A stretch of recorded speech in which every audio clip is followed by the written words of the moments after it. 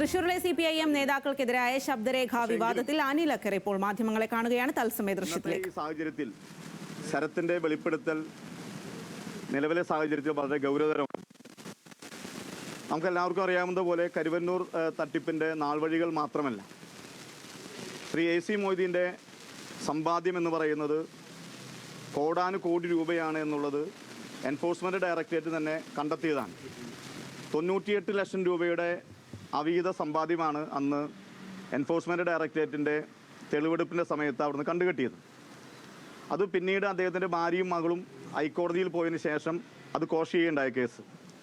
പക്ഷേ അതിനകത്ത് വളരെ കൃത്യമായി അതുമായി ബന്ധപ്പെട്ടുള്ള കാര്യങ്ങൾ പറഞ്ഞിരുന്നു. ഈ കേസിൻ്റെ നാൾവഴികളിൽ എൻഫോഴ്സ്മെന്റ് ഡയറക്ടറേറ്റിനെ ഈ പണം എങ്ങനെയാണ് കണ്ടുകെട്ടിയതെന്ന് അന്വേഷിക്കാമെന്ന് പറഞ്ഞിട്ടുണ്ടായിരുന്നു.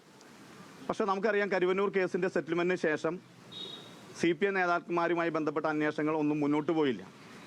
ഇന്ന് ശരത്തിൻ്റെ വെളിപ്പെടുത്തൽ വളരെ ഗൗരവതരമാണ്. അത് കരുവന്നൂർ കേസിനകത്തെ അല്ലെങ്കിൽ തൃശ്ശൂർ ജില്ലയിലെ CPI നേതാക്കന്മാരുടെ അവിഹിത സമ്പാദ്യം പാർട്ടിയിലെ ഒരു തലമുറ അല്ലെങ്കിൽ ഒരു വിഭാഗം അംഗീകരിക്കുന്നില്ല എന്നതിൻ്റെ കൂടി തെളിവാണ്. ഈ വിഷയത്തിൽ ഇന്ന് നേരത്തെ തന്നെ എൻഫോഴ്സ്മെന്റ് ഡയറക്ടറേറ്റ് അന്വേഷിച്ച കേസ് ഒത്തുതീർത്ത വിഷയം എല്ലാവർക്കും അറിയാം. ഇനി അവരെ സമീപിച്ചിട്ട് യാതൊരു കാര്യമില്ല എന്നറിയാം. പക്ഷേ എങ്കിലും കേന്ദ്ര അന്വേഷണ ഏജൻസികളെയും സംസ്ഥാന അന്വേഷണ ഏജൻസികളെയും സമീപിക്കുക എന്നുള്ളത് ഒരു പൗരൻ്റെ കടമ എന്ന രീതിയിൽ ശരത്തിൻ്റെ ഓഡിയോ ക്ലിപ്പടക്കം ഇന്ന് കേരളത്തിൽ പുറത്തിറങ്ങിയ എല്ലാ മാധ്യമങ്ങളുടെ വീഡിയോ അടക്കം ഇൻകം ടാക്സ് ഡിപ്പാർട്ട്മെൻറ്റിന് അവിടുത്തെ ഉദ്യോഗസ്ഥരുമായി സംസാരിച്ചതിൻ്റെ അടിസ്ഥാനത്തിൽ ഡീറ്റെയിൽ ആയ പരാതി അവർക്ക് അയച്ചു കൊടുത്തു കഴിഞ്ഞിരിക്കുകയാണ്. അപ്പോൾ അതുകൊണ്ട് തന്നെ ഈ വെളിപ്പെടുത്തലിൻ്റെ അടിസ്ഥാനത്തിൽ ഇൻകം ടാക്സ് ഡിപ്പാർട്ട്മെൻറ്റ് ഇവരെക്കുറിച്ച് അന്വേഷണം നടത്തണം. നിലവിൽ എൻ്റെ അറിവനുസരിച്ച് AC മൊയ്തീനും MK കണ്ണനും ഉൾപ്പെടെയുള്ള തൃശ്ശൂർ ജില്ലയിലെ CPI നേതാക്കന്മാർ ഇൻകം ടാക്സിൻ്റെ നിരീക്ഷണത്തിലാണ്. അതിൻ്റെ കാരണം നിങ്ങൾക്ക് എല്ലാവർക്കും അറിയാം. കഴിഞ്ഞ ലോക്സഭാ തെരഞ്ഞെടുപ്പ് കാലത്ത് 2 കോടി രൂപ ബാങ്ക് ഓഫ് ഇന്ത്യയിൽ നിന്നും പിൻവലിച്ചതുമായി ബന്ധപ്പെട്ടൊരു കേസ് നിലവിൽ നിൽക്കുന്നുണ്ട്. ആ കേസിൽ CPM ജില്ലാ കമ്മിറ്റിയുടെ അക്കൗണ്ടിൽ നിന്നും 5 കോടിയിലധികം രൂപയാണ് ഇപ്പോഴും ഇൻകം ടാക്സ് ഡിപ്പാർട്ട്മെൻറ്റ് മരവിപ്പിച്ചിട്ടുള്ളത്. അത് മാറാൻ വേണ്ടി ഹൈക്കോടതിയിൽ കേസ് പോയ കേസ് തള്ളിയത് എല്ലാവർക്കും അറിയാം. അതുപോലെ തന്നെ നമ്മുടെ സംസ്ഥാനത്ത് മാധ്യമ വാർത്തകളുടെ അടിസ്ഥാനത്തിൽ കേസുകൾ എടുക്കുന്ന ഒരു സർക്കാരാണ് നമ്മുടെ മുന്നിലുള്ളത്. ചില ഓഡിയോ ക്ലിപ്പുകളുടെ അടിസ്ഥാനത്തിൽ കേസുകൾ എടുക്കുന്ന സർക്കാരാണ് നമ്മുടെ മുന്നിലുള്ളത്. അതിൻ്റെ അടിസ്ഥാനത്തിൽ AC മൊയ്തീൻ നിലവിൽ MLA ആണ്. MK കണ്ണൻ കേരള ബാങ്കിൻ്റെ വൈസ് ചെയർമാനാണ്. ഇവർ രണ്ടുപേരും പൊതുപ്രവർത്തകരുടെ നിർവചനത്തിൽ വരുന്ന പൊതുപണം, കേരള സർക്കാരിൻ്റെ ഖജനാവിൽ നിന്നുള്ള പണം വാങ്ങുന്ന പൊതുപ്രവർത്തകരാണ്. അപ്പം അതുകൊണ്ട് തന്നെ ഇവർ വിജിലൻസിൻ്റെ പരിധിയിൽ വരുന്ന ആളുകളാണ്. ഇവിടെ തൃശ്ശൂർ ജില്ലാ പഞ്ചായത്ത് അംഗവും DYFI നേതാവിൻ്റെയും മൊഴിയുടെ അടിസ്ഥാനത്തിൽ വിജിലൻസ് ഡയറക്ടർ കേസെടുക്കണം, അടിയന്തരമായും ഇവർക്കെതിരെ കേസെടുക്കണം എന്നാവശ്യപ്പെട്ടുകൊണ്ട് വിജിലൻസ് ഡയറക്ടർക്കും പരാതി കൊടുത്തിട്ടുണ്ട്. നമ്മൾ ഉദ്ദേശിക്കുന്ന രീതിയിലുള്ള അഴിമതികളല്ല AC മൊയ്തീൻ നടത്തിയിട്ടുള്ളത്.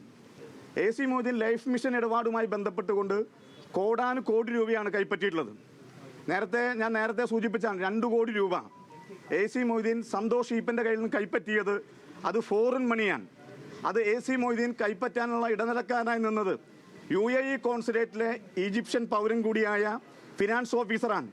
ഖാലിദിൻ്റെ കയ്യിൽ നിന്നും ഫോറിൻ മണി കൈപ്പറ്റിയ ആളാണ് AC മൊയ്തീൻ എന്ന് പറയുന്നത്. ആ കേസ് വരാതിരിക്കാൻ വേണ്ടിയാണ് സംസ്ഥാന സർക്കാർ ഞാൻ നൽകിയ പരാതിയുടെ അടിസ്ഥാനത്തിൽ രജിസ്റ്റർ ചെയ്ത CBI കേസിൽ ആ കേസ് തടയാൻ വേണ്ടി ഹൈക്കോടതിയിൽ പെറ്റീഷൻ പോയത്. ഹൈക്കോടതിയെ തള്ളുകയുണ്ടായി. ഇപ്പോൾ സുപ്രീം കോടതിയിൽ ആ കേസ് നിൽക്കുകയാണ്. ആ കേസിലും സംസ്ഥാന സർക്കാർ തടസ്സഹർജി കൊടുത്തിരിക്കുകയാണ്.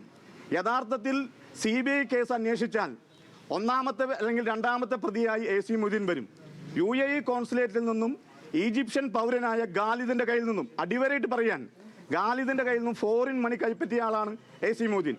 അതുകൊണ്ടാണ് CBI കേസ് വരരുത് എന്നാഗ്രഹിച്ച് അതിനകത്ത് കേസ് പോകുന്നത്. അതുപോലെ തന്നെയാണ് കരുവന്നൂർ കേസുമായി ബന്ധപ്പെട്ട് 12 സഹകരണ ബാങ്കുകൾക്കെതിരെ അന്വേഷണം പോയി. ആ 12 സഹകരണ ബാങ്കുകളിൽ പ്രതിസ്ഥാനത്ത് വരേണ്ട AC മൊയ്തീൻ, MK കണ്ണൻ, വർഗീസ് കണ്ടംകുളത്തി, MM വർഗീസ്, അനൂപ് ഡേവിസ് കാട, ഈ 5 നേതാക്കന്മാർ ഈ 12 സഹകരണ ബാങ്കുകളെ കേസിനകത്ത് പ്രതിയാകേണ്ട ആളുകളായിരുന്നു. പക്ഷേ തൃശ്ശൂരിലെ പ്രത്യേക സാഹചര്യത്തിൽ CPIയുമായി ഉണ്ടാക്കിയ ഡീലിൻ്റെ അടിസ്ഥാനത്തിൽ ഈ 12 സഹകരണ ബാങ്കുകളുടെ അന്വേഷണം എൻഫോഴ്സ്മെന്റ് ഡയറക്ടറേറ്റ് നിർത്തിയ സാഹചര്യവും നമ്മുടെ മുന്നിലുണ്ട്. അത് CPI നേതാക്കന്മാരെ രക്ഷിക്കാൻ വേണ്ടിയാണ്. മാർക്സിസ്റ്റ് പാർട്ടിയെ സംബന്ധിച്ചിടത്തോളം പാർട്ടി എന്ന് പറയുന്നത്, രക്തസാക്ഷികൾ എന്ന് പറയുന്നത് തൃശൂരിലെ CPIM നേതാക്കൾക്ക് എതിരായ ഡിവൈഎഫ്ഐ ജില്ലാ സെക്രട്ടറിയുടെ ശബ്ദരേഖ പുറത്തു വന്നതിലാണ് ഇപ്പോൾ അനിൽ അക്കരയുടെ ഒരു പ്രതികരണം ഉണ്ടായിരിക്കുന്നത്. ഇൻകം ടാക്സിനും അതുപോലെ തന്നെ ആദായ നികുതി വകുപ്പിനും വിജിലൻസിനും പരാതി നൽകിയിട്ടുണ്ട്. കൃത്യമായ അന്വേഷണം വേണം AC മൊയ്തീനും MK കണ്ണനും എല്ലാം എതിരെ എന്നുള്ള കാര്യമാണ് പറയുന്നത്. ജില്ലാ സെക്രട്ടറി ശരത് പ്രസാദ് ജില്ലാ കമ്മിറ്റി അംഗം നിബിൻ ശ്രീനിവാസനോട് സംസാരിക്കുന്ന സംഭാഷണമാണ് ഇന്ന് പുറത്തു വന്നത്. കപ്പലണ്ടി വിറ്റ് നടന്ന MK കണ്ണൻ കോടിപതിയാണ്. AC മൊയ്തീന്റെ ഇടപാടുകൾ ടോപ്പ് ക്ലാസുമായി ബന്ധപ്പെട്ടാണെന്നും ഈ ശബ്ദരേഖയിൽ പറയുന്നുണ്ട്.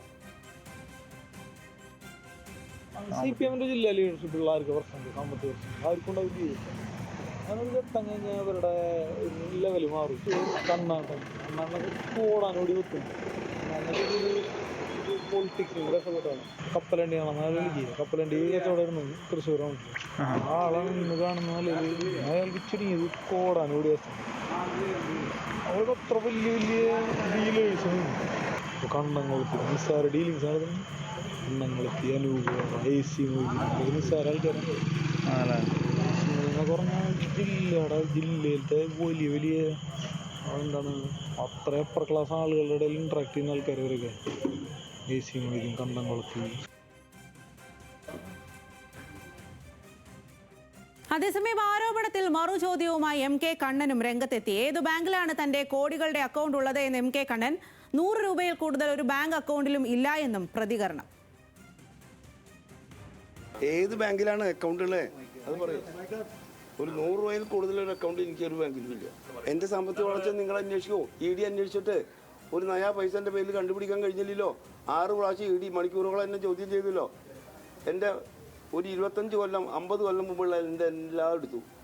എൻ്റെ എല്ലാ ബന്ധുക്കളെയും സാധാരണ കുടുംബക്കാരെ എടുക്കാറല്ലോ. ഇത് ഞാനുമായി അകന്ന റിലേറ്റീവ് ആയിട്ടുള്ള ആൾക്കാരെ മുഴുവൻ എടുത്തുകൊണ്ട് പോയി.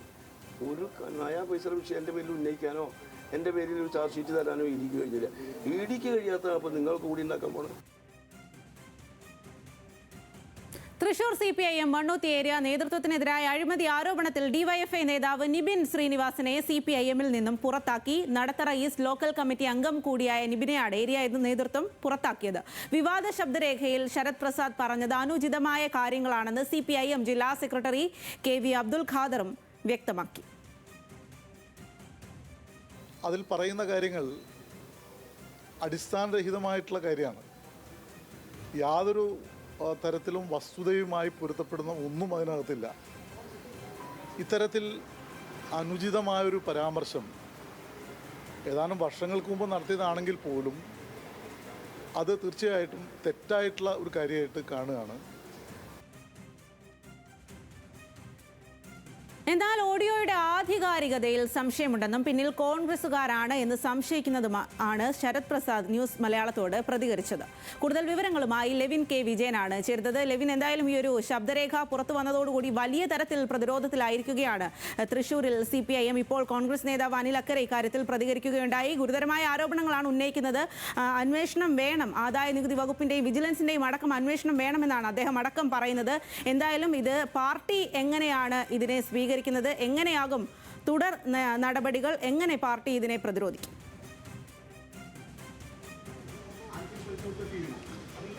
സ്വാതി, നടത്തറ സർവീസ് സഹകരണ ബാങ്കും മറ്റ് അനുബന്ധ സർവീസ് സഹകരണ ബാങ്കുകളുമായി ബന്ധപ്പെട്ടുകൊണ്ട് ഡിവൈഎഫ്ഐ ജില്ലാ നേതാവ് നിബിൻ ശ്രീനിവാസൻ ഉയർത്തിയ ആരോപണങ്ങളുടെ പിന്തുടർച്ചയായിട്ടാണ് ഇപ്പോൾ ഡിവൈഎഫ്ഐ ജില്ലാ സെക്രട്ടറിയും CPM-ന്റെ തൃശൂർ ജില്ലാ കമ്മിറ്റി അംഗവും ജില്ലാ പഞ്ചായത്ത് അംഗവും ഡിവൈഎഫ്ഐ സംസ്ഥാന സെക്രട്ടേറിയറ്റ് അംഗവുമായ ശരത് പ്രസാദിന്റെ ശബ്ദ സംഭാഷണം പുറത്തു വന്നിരിക്കുന്നത്. നിബിൻ ശ്രീനിവാസനുമായി ശരത് പ്രസാദ് സംസാരിച്ചിരിക്കുന്ന ഓഡിയോയിൽ പറയുന്നത് CPM-ന്റെ ജില്ലാ സംസ്ഥാന നേതാക്കളിൽ പ്രധാനികളായ ആളുകൾ പണം രാഷ്ട്രീയ പ്രവർത്തനത്തിലൂടെ പണം സമ്പാദിക്കുന്നു.